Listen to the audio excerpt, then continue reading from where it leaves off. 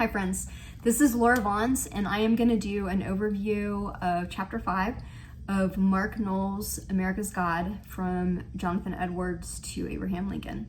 Mark Noll is one of my most favorite writers. He has an amazing ability to take very complicated political philosophy and history and break those things down and communicate them in a way that's easy to digest, and you don't lose the subtleties and you don't lose the complexity of what he's trying to communicate, but he just communicates it in a way that you can retain it and understand it. As a graduate student, sometimes it feels like the writers get a little bit heady and some of them are not the best communicators, but he is actually very good at communicating these ideas, and so I'm always drawn to him.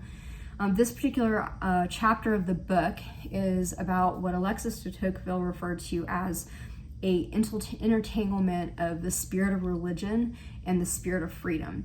And what Mark Noll is really looking at is how we went from one end of the spectrum of having a separation of religion and republicanism, so specifically Christianity and republicanism, how we went from that to a merger of the two over a course of changing our language and then changing our philosophy and ideology to eventually changing our identity and making this merged thing part of who we are. And in order to really understand the significance of that, we have to back up a little bit, because from where we're sitting in the history timeline, those things don't seem that remarkable to us, but they actually were really remarkable to colonial Americans. And so if we back up a little bit and go back to pre-Reformation, you have to remember that at pre-Reformation, we had a homogeneous religion, and the political system was merged into that religion. So they were unified, but it was a unified one expression of religion, and it was unified within the politics. So that the Reformation, we have essentially religion and politics go to war with each other. And then we have the separation where people are fleeing and going in different directions. Some of those people come here looking to reestablish a polity where the religion is intertwined with the politics. And, those are the Puritans, who, obviously the most obvious case. They come here looking to reestablish that city on the hill idea where the religious world and the political world are part of the same thing.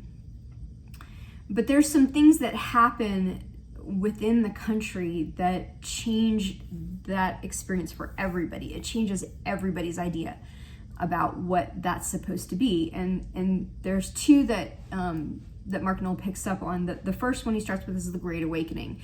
The Great Awakening is essentially a revolution of a religion, because it was breaking down the hierarchy that existed within the churches. And so in Europe, there were hierarchy systems where people were classified based on whatever social elements were available. It would be money or inheritance or religious affiliation or whatever. But that still was true in the religious systems. And so here, in order to be a pastor, you had to have gone to the schools and be trained by the people that were going to ordain you, and you had to get permission. And there was just a lot of steps of levels of things that you had to do in order to be a part of that clerical class. And what happened during the Great Awakening, because part of what happened was it really separated the people away from God. It turned it into a very legalized system.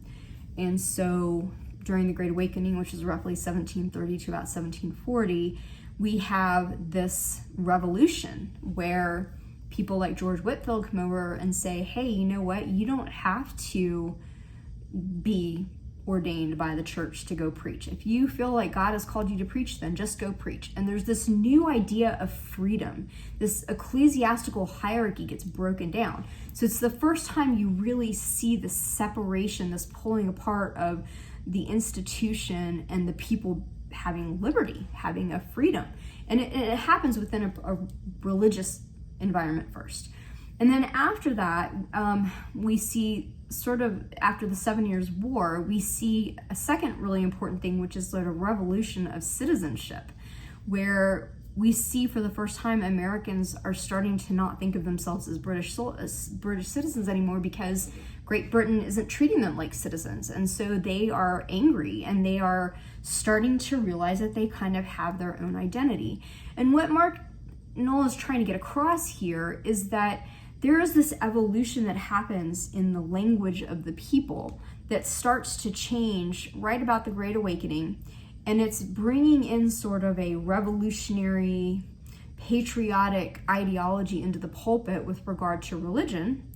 And then that carries over into the season right after the 7 Years' War, where we see more of that kind of language that's happening. Is a really good example of that he talks about is George Whitefield, who speaks in the 1730s, and when he's talking, his language is only spiritual. He's using religious language from the pulpit, talking about the religious systems, talking about whatever.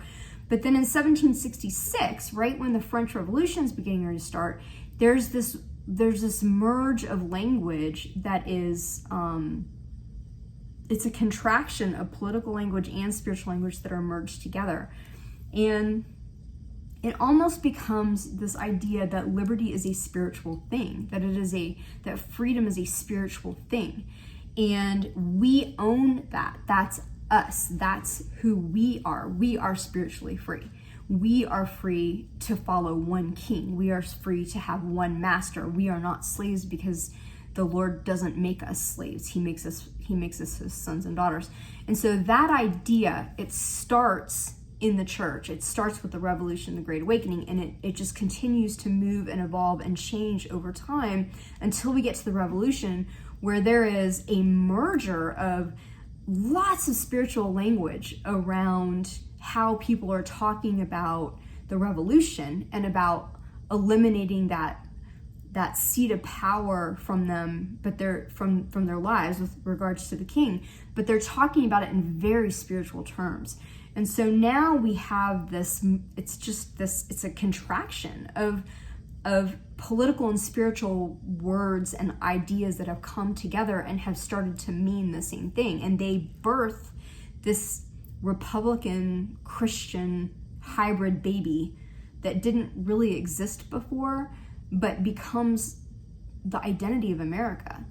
And it's really a fascinating walkthrough. I cannot do Mark Noll's words justice, and so I highly recommend, if you're a colonial America, American Revolution, early America person, to go back and really read that chapter, because it definitely is going to give you a much deeper understanding of the complexity of thought, but also the ideas that go into our identity, who we are, started long before the American Revolution. And it started really probably within the church more than it did anywhere else. And so that's my summary, and I hope that you take the time to read it. It's a fabulous book. What I read of it so far has been really great, and I'm looking forward to finishing it.